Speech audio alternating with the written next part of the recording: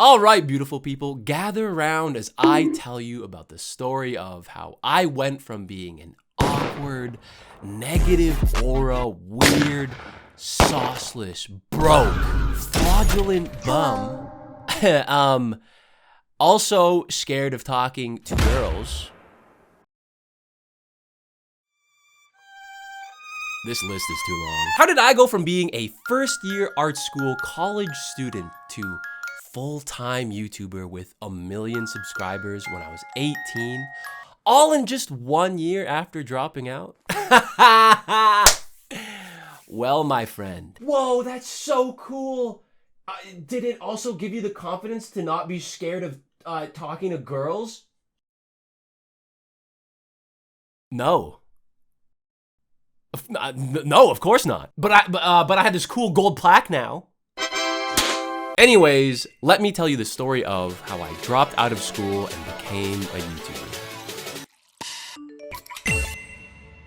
So, let me set the stage for you. It is the end of April in 2015, and I was 18 at the time. Oh, hell no! Ooh. So, I was 18 at the time, and I had just finished my very first year of art school, year 1 out of 4 complete, in pursuing my bachelor's degree in design, specializing in illustration. Now, the entire reason that I was in art school, the entire reason that I enrolled, was because I was pursuing my dream job at the time, which was working for Riot Games. Now, you might be thinking, oh, Arcane, Valorant, this is 10 years ago, brother. The franchise that I wanted to work for was League of Legends. Oh, hell no, man. What the Ew, fuck no. Oh my, League of Legends. Listen, I know, League of Legends.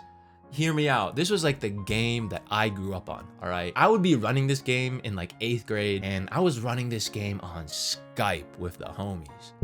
Ooh, Skype. When you're speaking to me, you better be respecting your elders because Skype is crazy. What the fuck? Specifically, I wanted to be on the illustration team. Now you might be wondering, oh, why not the animation team for Riot Games? Now, don't get me wrong, the cinematics that they make are beautiful. But the thing that got me hooked on this feeling of wanting to become an artist, surprisingly enough, was the splash art in the in-game client. Like something as simple as that. And especially at this time, they were actually updating a lot of the art that the game had like initially launched with. So like think of like 2010. I'm thinking like Shen, Ramish. Oh, you want to talk about clapped? Lux, Caitlyn. I'm not a misogynist. Gragish?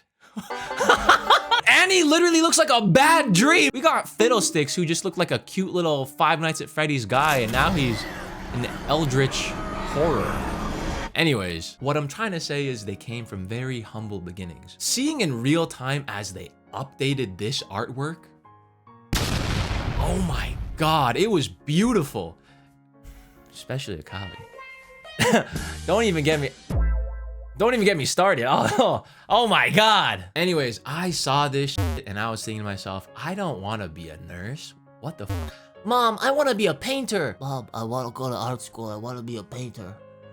And that was the intended goal. Once I started that semester, working at Riot Games, being a splash artist, being an illustrator, that was all I could think about. And just to be clear, being a YouTuber was never a goal of mine. Like it wasn't on some, I want to be Hokage. Like that wasn't me. I was like YouTube, I was like, whatever. Not in junior high, not in high school. Even in that very first year of university, from August to, what's that shit called? April? Boy, if you don't... To the end of April, like, never once did it cross my mind. Well, actually, that's like sort of a lie. When I was 10, I wanted to be a YouTuber so bad. I was watching like Ryan Higa at the time. I was watching Freddie Wong. That's my underrated like pre-2010 YouTube GOAT, by the way. Anyways, but that doesn't count. Let's dive into it. Oh damn, I'd be sounding like a YouTuber. What the fuck? It was the end of my first year and I was actually packing up all of my stuff and I was about to move back for the spring and summer. I would then return to the dorms by the end of August. That was the plan. Until I received a text message from a friend of mine. What up, ugly ass? Do you want to take some second year classes in the spring with us? Come run it with me and Selena. Don't be pussy. You You see, the second year program at my school was notorious for having a disgusting workload. Like, it was to the point where there would be car accidents on campus because there are second years falling asleep while driving. So to help reduce the workload of second year, a lot of people would actually take these mandatory second year classes before second year in general. So I was like, all right, damn, that's like a great idea. I want to make a good academic decision. These two classes were Art History 200 and Humanities 200. And let me tell you, these classes were so fucking boring. Oh my God. Specifically art history. Honestly, humanities was actually all right. I physically could not stay awake during these classes. I would hit the gym before class. I would have a black coffee. I would get 8 hours of sleep before this class. Anything that I could do, but it didn't matter. This shit had me snoring. It was like a melatonin just giving me a haymaker to the side of the head, all right? So what I then started to do to not fall asleep in class was watch YouTube videos. This is like before AirPods were like a regular thing, so I'd hit them with this tech. I'd get my headphones, sneak them through my long sleeve, hit one of these. And who else to watch other than the OGs, Domix and Swoozy? And that was my routine, like class after class after class. I was actually shocked at first that this class was boring. I initially was so excited to take Art History 200 because my favorite period of art is actually the Baroque period. Maybe that's predictable, maybe that's basic, I don't care. If you want like beheadings and if you want like claymores and swords, what you want is the Baroque period. Sorry, well, I got a little too into it there. For example, David with the head of Goliath, 1609 to 1610, oil on canvas, 125 centimeters by 101 centimeters in the Galleria, I don't know how to pronounce it, Borghese. Cyborg Hezi, whatever. Get this out of my face. I was down to learn about that. The inspiration, the theory, the symbolism. When the assignments were focused on this period of art, I was engaged, I was interested. But the Baroque period was only one unit in this class. The period of art that put me to sleep the worst was the pop art movement, specifically Andy Warhol. Now, I'm not saying that Andy Warhol's art wasn't impactful or important or interesting or lacked meaning or anything like that. I am coming at this from the very incredibly simple perspective of, I don't like looking at it.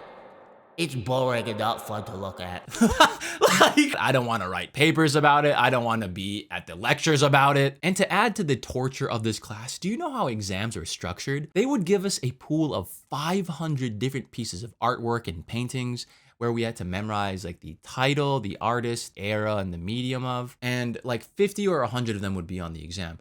Why the fuck is the pool so big? Oh my God, that's not even what I'm mad about, actually. You also had to memorize the exact dimensions of the painting to the centimeter. Like the title and artist, whatever, it's art school, fine. But God forbid you put 126 centimeters instead of 125 centimeters, or else Professor Dick and Balls is gonna dock you marks. So what was the result of this? I just continued to watch Domix and Swoozy YouTube videos. Can you kind of predict where this is going? So as I'm on this YouTube binge, a thought then enters my mind, like a tiny little ember being lit. Would being an animated storytime YouTuber be fun?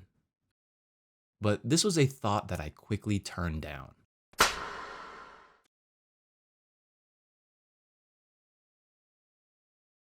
Domix and Suzy were full-fledged adults. I was 18 at the time, and that perception of the gap in our life experience made me think, well, yeah, they're YouTubers because they're adults, but since I'm a student, and I want to finish this degree, and I already have this goal of working at Riot Games that I'm in love with, this YouTube path is not something that I can pursue. Also, important thing to note, it's like 2015, 2016. The whole genre of how to become a YouTuber, how to become a content creator, the accessibility to these templates that did not exist at the time. So a couple of months passed by and I'm working on an assignment, and during my routine homework break of watching Domix and Swoozy, something happens. I stumble across a video in my recommendations titled Animated Pokemon Shorts from a YouTube channel that I've never seen before called Jaiden Animations, a girl from Arizona with like 60,000 subscribers at the time. And this was a big deal. Why? Because at the time, The animated storytime genre did not exist. It was not a thing. Like outside of Domix and Susie, I literally did not know anybody else who made that type of video before. I binged her entire channel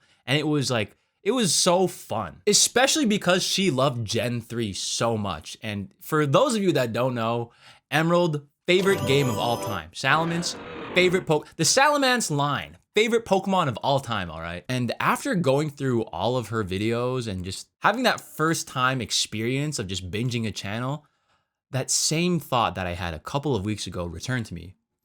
Would being a YouTube storytime animator be fun? I think it might.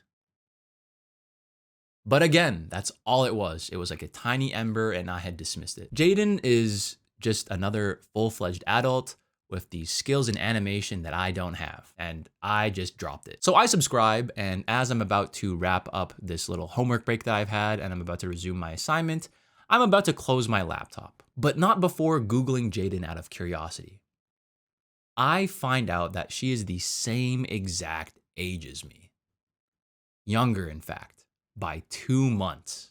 And all of a sudden, this belief that I had about YouTubers only being for adults had fragmented. With this new information, I just jumped down the rabbit hole. I'm trying to find more animated channels. I'm trying to like understand, how does this work? Like I went from being like, oh, this is a cool, magical, entertaining video.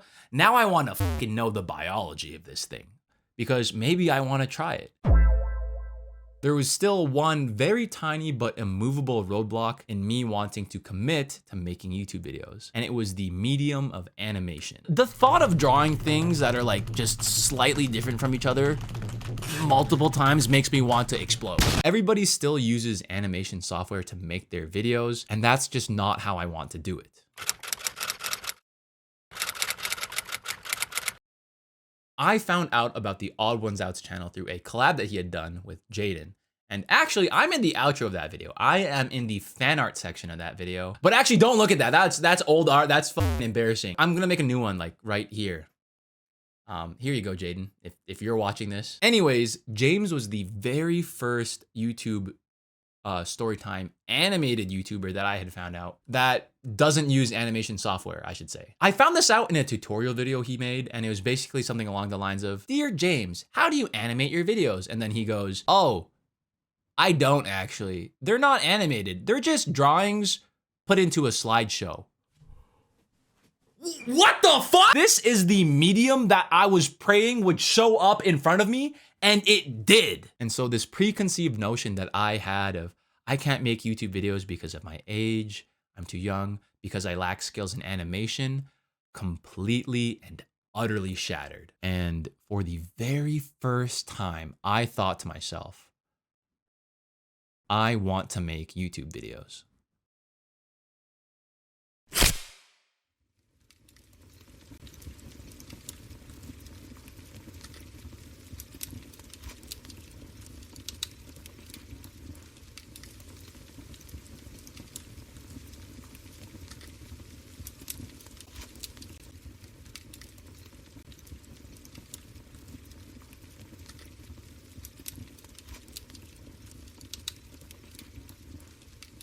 And the final nail in the coffin was this. I watched Jaiden and James's YouTube channels blow up over that spring semester. It was a Friday on April 8th, and he had just hit the 200,000 subscriber milestone. A week and 4 days later, he hits 300,000.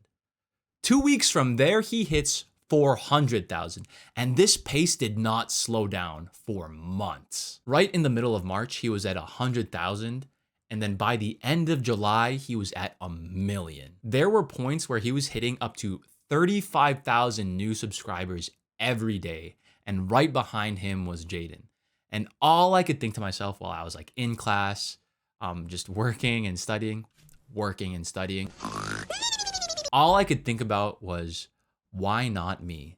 Why can't I be next? So now, instead of doing my ass art history homework, I'm trying to draft story scripts. I'm trying to design my own little narrator guy. I'm like experimenting with like cartoonifying the hairstyle. What kind of outfit should I wear? By the way, I don't know if you guys know this or not, I've never owned a hoodie of this like color and build before. I just thought it was really cool. I love this color. It's like the scrub color that my dad had when he worked at the hospital. I just love that color. Green is better than blue. Yeah, I'm gonna start. Okay, that doesn't count. And this surging feeling of I have to try this, it completely took over me to the point where if I wasn't working on this little YouTube experiment, I would get this like buzzing in my head where I couldn't focus on anything else. To this day, nothing like that has ever happened. It's kind of freaky, but anyways, I could not stop returning to this simple thought of what if I was one video away from changing my entire life? And so I started skipping class to work on the YouTube video experiments. You started skipping class because of the voices in your head told you so? Yeah, this isn't advice, by the way. I don't recommend this. I would also like to say skipping was a crazy decision. Why? My parents were paying for those classes and they were a rack each. $2,000 and my parents were paying for it.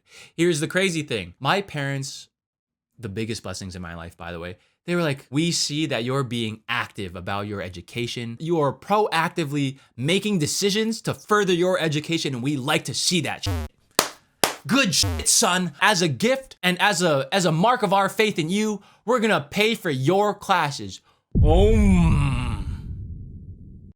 Ooh, that didn't really work out the way that you thought it would, but I never told them. Not to mention, they were also paying my rent. More on that later. More on that later. Later is now. Also, I couldn't refund it. I had just missed the deadline of withdrawing from classes to get a refund because I didn't think that I would be, fucking skipping this class when I first started it. I took this class so that it would make my life easier in the future to become a professional illustrator. But now the shit's all fucked up. I finally snap out of this obsession and I think to myself, what the hell am I doing? 4 weeks ago, I did not even care about any of this. I didn't even know it existed. And here I am unintentionally at a crossroads. I knew that I loved art and that never changed, but there was just something about YouTube that kept pulling me back in. I ultimately weighed the two paths against each other based off of this. What would I feel more fulfilled by? The impact of taking people's breath away with a grand and impressive display of painterly skill, just like how I myself was captivated, or being the reason that somebody laughs. I wanted to make videos that, in short, had the same energy as when you're telling a friend about a dumb and funny story over a Discord call or a FaceTime, which of course would be accompanied with a couple of little drawings here and there. And surprising to myself, I found the first one boring in comparison. And with that, I had made my decision. Life is hard, and in such times, what is the price of something that makes you laugh wholeheartedly at the end of a tough day? And right after having that thought, I walked out of my dorm and withdrew, having no idea where this decision would take me.